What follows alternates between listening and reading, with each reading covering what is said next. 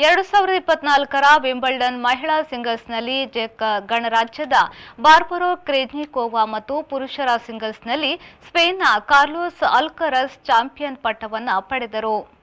ಫೈನಲ್ನಲ್ಲಿ ಬಾರ್ಬೋರಾ ಅವರು ಇಟಲಿಯ ಜಾಸ್ಮಿನ್ ಪಾವೊಲಿನಿಯವರನ್ನು ರನ್ನರ್ ಅಪ್ನಲ್ಲೇ ನಿಲ್ಲಿಸಿದ್ರು. ಪಾವೊಲಿನಿ ಸತತ ಎರಡನೆಯ ಬಾರಿ ಫೈನಲ್ನಲ್ಲಿ ಮುಗ್ಗರಿಸಿದ್ರು. 2021ರ ಫ್ರೆಂಚ್ ಗ್ರ್ಯಾನ್ ಸ್ಲಾಮ್ ಗೆದ್ದಿದ್ದ ಬಾರ್ಬೋರಾರಿಗೆ ಇದು ಎರಡನೆಯ ಗ್ರ್ಯಾನ್ ಸ್ಲಾಮ್ ಕಿರೀಟವಾಗಿದೆ. ಪುರುಷರ ಫೈನಲ್ನಲ್ಲಿ ಹಳೆಯ ಹುಲಿ ಅನುಭವಿ ನೋವಾಕ್ ಜಾಕೋವಿಕ್ರಿಗೆ 6ನೇ ರ್ಯಾಂಕಿನ ಕಾರ್ಲೋಸ್ ಅಲ್ಕರಸ್ ಅವಕಾಶ ಕೊಡಲಿಲ್ಲ. ಇದು ಕಾರ್ಲೋಸ್ ಅವರ 4ನೆಯ ಗ್ರ್ಯಾನ್ ಸ್ಲಾಮ್ ಗೆಲುವಾಗಿದೆ.